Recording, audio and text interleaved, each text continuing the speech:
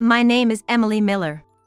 I've been remarried for 5 years and live in a family of 4, including my mother-in-law and my husband's child from a previous marriage. My husband, John, has a 14-year-old daughter, Sarah, from his previous marriage. She's in her second year of middle school and seems to be at a difficult age. She doesn't seem to think too highly of me. My mother-in-law dislikes me because Sarah does. I knew it would be tough to be accepted by a stepchild in a remarriage, but I never expected it to be this hard. However, I believe my husband is on my side. I think. John claims to be a novelist and tries to gain recognition by posting his work online. I thought he might be getting offers from publishers, but all he gets are a few ghostwriting jobs. Basically, he's just waiting for someone to buy his stories that he uploads online, not really making it big. Before we remarried, I had no idea about his situation and was made to read his numerous online stories, thinking they were the real deal. I'm a writer, you know. He would say this with a serious face, drinking and showing off his knowledge. Believing in his charm, thinking there's no one as wonderful as him, I decided to remarry. But after getting married, I realized that John is the type of person who lives off others while dreaming big. He brags about being a famous writer. Yet he can't manage money at all. I'm a writer, so I don't worry about money. If I did, I couldn't write good stories. I'll leave the details to you. Those were the first words he said to me after our marriage, and I misunderstood them as trust. John seems to believe that he's getting royalties in his bank account. While he does work occasionally, the only jobs he gets are for ghostwriting, so there are no royalties coming in. In the end, it's my side job that's keeping the household afloat, but my position is very weak. Being a remarried partner, I feel like I'm treated like Cinderella. Emily, I'd like some fish for dinner tonight. Get some tuna, will you? My mother-in-law says this casually. Despite my reluctance, I go shopping, but then Sarah demands. Get me a hamburger. Wait, dinner's almost ready? So what? I want a hamburger. Go get it. Can't you get that little thing for her? She's just a kid who wants a hamburger, for crying out loud. It's not about being stingy, they just don't understand that dinner is almost ready. Who do you think you are? And give me $100. $100? Yes. What for? There's this trendy character merchandise that my friends have, and I don't. I have to buy it. Oh dear, that's terrible. If you don't have the same thing, you'll be left out. Emily, give her the $100. But this month is tight. What? What kind of wasteful spending are you doing? Aren't you getting royalties from your son's books? Don't tell me you're using it all for yourself and not giving us any? That's awful. Why did Dad marry someone like you? You're the worst. Really? What a terrible woman. I haven't spent a penny for myself. Sure. These two don't understand anything about money. Even if I show them my empty wallet and say we're short on funds, they accuse me of hiding money somewhere, of being selfish. And so, I end up giving in and heading to the bank. You're really the worst kind of wife. You're married to a famous writer, for crying out loud. Don't be so miserly. Every day, these harsh words break my spirit. Then why don't you handle the finances yourself? As if you could. That's what I think, but I know handing over the wallet would only cause more trouble. In the end, the only thing I can do is focus on my side job. What are you doing when we're not around? What do you mean? Grandma. She's always on the computer doing something. I bet she's on dating sites, looking for someone to cheat with. I can't believe she would say that. That's not something a 14-year-old girl would think of. What? Are you really doing that? How low can you get? I'm not doing anything like that. I hardly have any free time. Sarah, don't say things you don't know about. Don't act like a mother to me. A woman like you would definitely do something like that. They keep attacking me with these baseless accusations. I wish they would stop. I was exhausted and thinking that this marriage was a mistake. When I had to go back to my parents' house for something. When I returned, the house was empty. Most of the furniture was gone, Only my personal belongings were left. Confused about what was happening, I got a call from my mother-in-law. "Everything's gone from the house. We've moved to a high-rise condo." "A high-rise condo? If you want in, you'll have to apologize." I could hear John and Sarah laughing in the background. Thinking how foolish this all was, I politely declined. "No way! You three enjoy yourselves." "Oh, how noble of you." Then I heard my daughter's voice, as if she was on speakerphone. "You finally realized you're not wanted, huh? We never needed you from the start. Dad's right to divorce someone like you." "Yeah, that's right. I didn't realize you hated me so much. Sorry about that." Was John in on this too? Or rather, was he just blindly following what his daughter and mother were telling him? "Are you saying you want a divorce?" "Yeah, that's right. I heard you've been using all my royalties for yourself. I can't forgive that. I've been writing hard for the family. I never thought you could do something so dirty." "Are you serious?" "Of course. I heard everything from Mom and Sarah." "What did they tell you exactly?" "They said you won't buy Sarah what she wants, you won't even let her eat what she wants to eat. You're doing the same to Mom, and on top of that, you're looking for someone to cheat with." "That's shocking. Why would you think I'm looking for someone to cheat with? When would I even have time to cheat? I hardly ever go out." "You went out today, didn't you?" "Yeah, I went out, but I wouldn't go cheating wearing jeans and a worn-out t-shirt. If I had time to cheat, I'd do something else. I don't know what you think, but the fact is, Sarah and Mom hate you. I can't see you as a wife when the family hates you." "I see. But how did you manage to rent a high-rise condo?" "We don't have that kind of money. I borrowed from a payday lender for now." "What? You're kidding. Why are you so surprised?" "You've been managing my bank account, so I had no choice. Once the divorce is final, give me back my bank book. After all, the royalties come into that account. Oh, and I won't pay you any alimony, by the way." "Alimony?" "Yeah. Just because you're married to a famous writer, don't even think about asking for alimony. If you do, I'll sue you for cheating." "You can't sue me for alimony. I haven't cheated." "So, what should I do with the divorce papers?" "I left the divorce papers on top of your computer." When I went to my room, sure enough, there were the divorce papers on my computer, with John's signature on them. The divorce papers didn't make me feel sad or anything. Instead, they seemed to mock me. "Just sign it and file it, and that'll be the end of it. After that, you and I are strangers, as are my mother and Sarah. No matter how poor I get, don't come begging me for money. Don't worry. I'll send you the bank book, so just give me your address." "You're not planning to barge in, are you? Like, breaking in while we're not home? Is your high-rise condo so poorly secured that I could do that?" "Don't worry, Grandma. We have security here. If someone crazy like her shows up, they'll be caught right away." "Yeah, right. Fine, I'll email you the address." And that's how I finally broke ties with my husband. No more Cinderella life for me. I moved out of my current house and rented a spacious apartment for myself. I decided to spend my time and money on myself from now on. 2 months have passed since then. I was enjoying my freedom and daily life when I received a call from my ex-husband, John. "Wow, long time no see. How's life in the high-rise?" "Ah, it's great."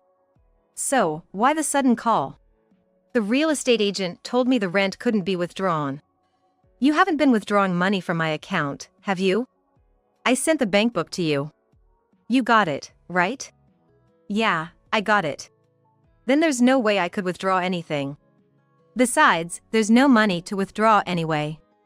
"Strange, then why can't the rent be withdrawn? Did you check the account balance?" "Huh?" John said, "Hold on a second," and seemed to move somewhere, probably pulling out the bank book. "Hey! Why is the balance only $120.76? You must have been using it, right? I should have received royalties last month." "How could I use it? Why don't you check the last transaction date on that bank book?" "Huh? $600 7 months ago? Why so little? I remember when you got that job.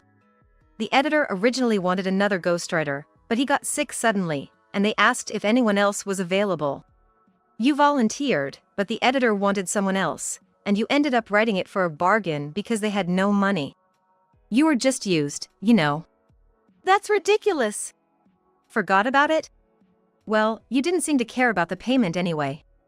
No wonder you forgot. Typically, ghostwriting pays much higher. The average is around $16,000, but John's lack of fame and skill made editors reluctant to hire him. That's why he barely got any jobs. He was the last resort. So even this amount was a blessing for him. What about the royalties? I should be getting them every month. You never received any royalties. That's ridiculous. Ghostwriters rarely get royalties, especially not someone like you. What do you mean, someone like me? Oh, sorry. Anyway, that's the reality. Can you even pay the rent for your high-rise? But we're divorced now, so it's none of my business. This is weird. It's definitely weird. What's weird? My books are selling. Are you dreaming? I've never heard of your books selling. You upload free ebooks, but does that even make money? If it does, how much? How many people are buying them? Have you checked that? Well, I'd seen John's page before, and there were only traces of 4 or 5 books being bought. Probably by his acquaintances. I don't know if they sold after that, but even if they did, it couldn't be more than 10 copies. Wait! Let me check! While John was checking and I was waiting, I also looked at his work, and the reviews were awful. Terrible. So boring. Give me my money back. It seems there are indeed people who are buying his work, after all. But, surprisingly, there were also comments like, "This gave me courage." Curious, I read them, and it turned out they found courage because his writing was so bad, it made them feel better about their own work. I almost wanted to applaud. I could hear noise and commotion on the other end of the phone. His mother and daughter were also in a frenzy. Hey, I get that you have no income now, but how have you been living up to this point? It seems he finally understood the reality of having no income. It was my income. Liar! Your income can't be that much. True, my income from my day job in administration was around $1,800 a month. It would vanish on rent, utility bills, tuition, and allowances for my husband John, his mother, and his daughter Sarah. Realizing this wasn't enough to live on, I, who always loved writing, started working as a freelance writer. And it was a hit. I began receiving job offers one after another. That's how I managed to cover our living expenses. Thanks to that, I even managed to save some money, which allowed me to rent a bigger apartment than where we used to live. If we hadn't divorced, that wouldn't have been possible. So, thanks for divorcing me. That's ridiculous. So what are you going to do about the high-rise condo? You rented it yourselves, so you'll have to figure it out. We're divorced, so it's none of my business now. John was so shocked he seemed lost for words, and all I could hear over the phone was his breathing. About a week later, I got a call from Sarah, my former stepdaughter. Mom, are you doing okay? Oh, ED. What? Huh? Ed? Ex-daughter. Ed. Are you okay in the head? Feeling great. I've been in top shape since I left you guys. Hey, is that sarcasm? Yes, sarcasm. Got it? Geez, Mom. I felt a chill down my spine at her overly sticky way of calling me Mom. So, what do you want? Well, it seems like Dad doesn't have any money. I figured as much. So, I was hoping you could help us. Really? You're asking me for help after how much you disliked me. I never disliked you. I liked you so much, I just didn't know how to get along with you. Really? So now you're cozying up to me because you found out there's no money at home? Let me ask you, would you leave someone you like alone and move to a high-rise condo? Doesn't make sense, right? If you really liked someone and wanted to get along, you wouldn't do something like moving away from them. But Grandma said we don't need Mom around. I really wanted to stay with you, but I couldn't go against Grandma, you know? I see. But I haven't forgotten what you did to me. You asked me for $100 even though we had no money, just to buy some character merchandise. If we had that kind of money, we would have needed it for food. When I refused, you took it from my wallet without permission. Do you know what that's called? Theft. It might be hard for a minor like you to understand, but taking someone else's things is a crime. And that's not all. You took jewelry from my jewelry box without asking. You used them and then just left them lying around. How can you be so thoughtless? You'd leave your clothes everywhere, and your room was always a mess. It was disgusting. No matter how many times I asked, you never tried to tidy up. It was beyond frustrating. And yet, you had the nerve to call me noisy. I don't want to be called Mom even as a joke by someone like you. It's creepy, so don't ever call me Mom again. Ugh. Just shut up, you stupid old hag. No matter how sweetly you pretend, I know it's all lies. After all you've done to people, you think they'd help you when you're in trouble? What do you mean? What do you mean? Knowing I'm in trouble and not helping. You really are mean. I don't care what you say. It doesn't bother me at all. Besides, moving to the high-rise apartment was a decision made by your family, right? It's none of my business. You chose this, so you should deal with it yourselves. I've become the stranger you all wanted me to be. If you have complaints, talk to your dad and grandma. Ah. I can't believe it. I was being nice to you, and this is how you treat me. I shouldn't have been nice in the first place. You think that was being nice? You were just trying to deceive me and failed.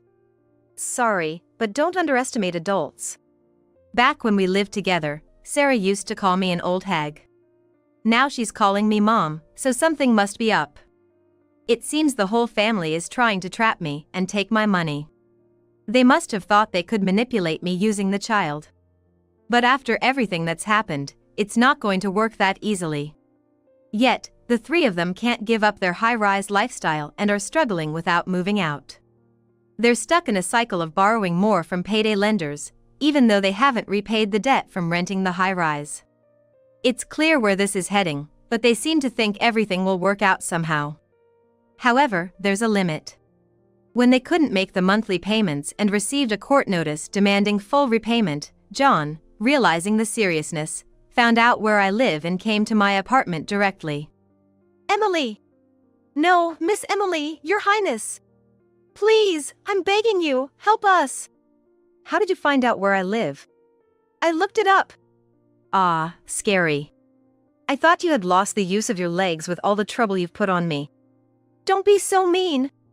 Mean? I'm just being honest. Please, I'm begging you, lend me some money. You're still living in the high-rise? Yeah, we haven't considered moving out. Really? How are you managing to live with no money? We borrowed a lump sum from a payday lender. Are you an idiot? You know how high the interest rates are there. You can't even repay it, so why borrow? You haven't even paid back the money for renting the high-rise, right? Yeah, haven't paid it back. Why are you so proud of that? Just leave the high-rise already. As a struggling writer, you should live in a cheaper apartment. How can I do that? Huh? A top writer like me living in a cheap apartment? I'd be laughed at by the publishing houses. Don't worry, you're already being laughed at. That's not true. Face reality. Ghostwriters get paid an average of $16,000 per job, and you're taking them for $600. Can't you see how little they respect you? You're not even considered seriously. That's not true. I just gave in because the editor was in trouble. You're still saying that. Soon, I'll write something only I can write, something big.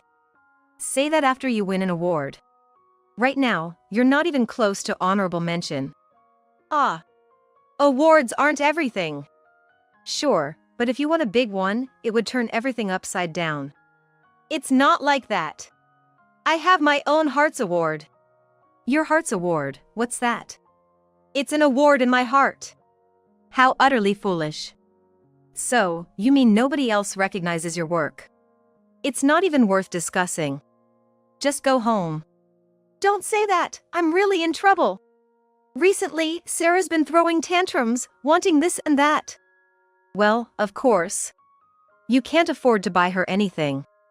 She says she can't relate to her friends because of that. There are ways to socialize without things, especially at her age.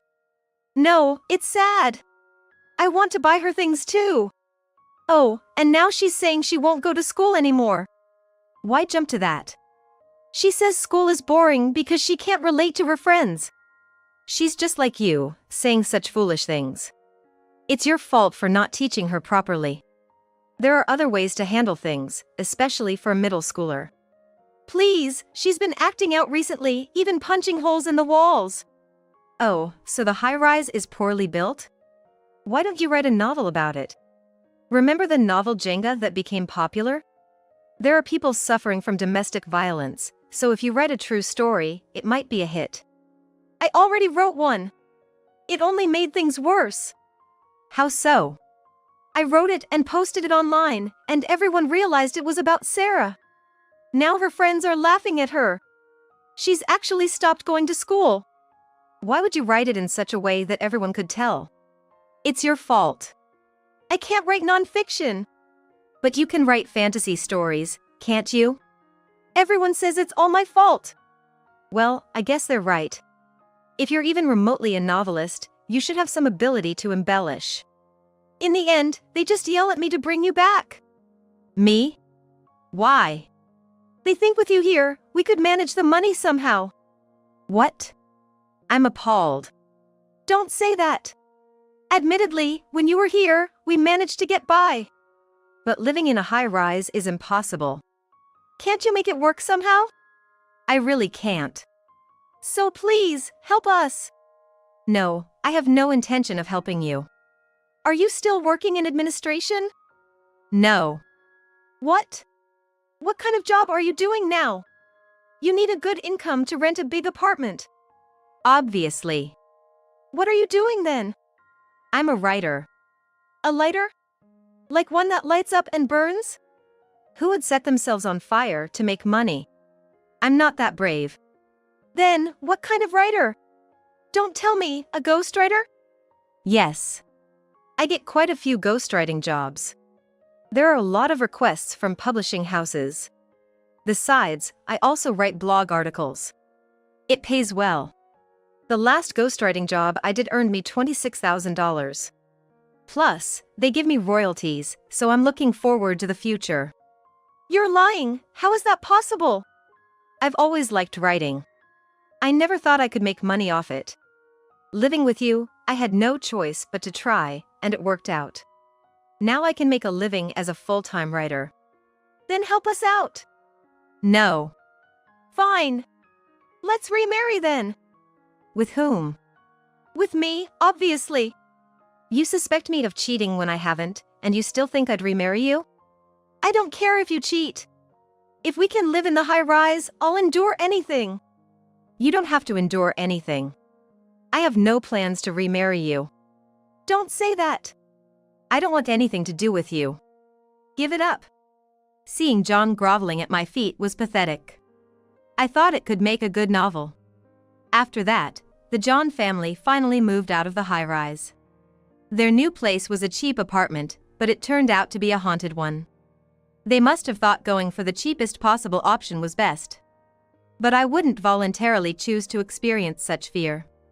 As a result, they are experiencing strange noises, and Sarah claims to see things in empty rooms, worsening her mental state.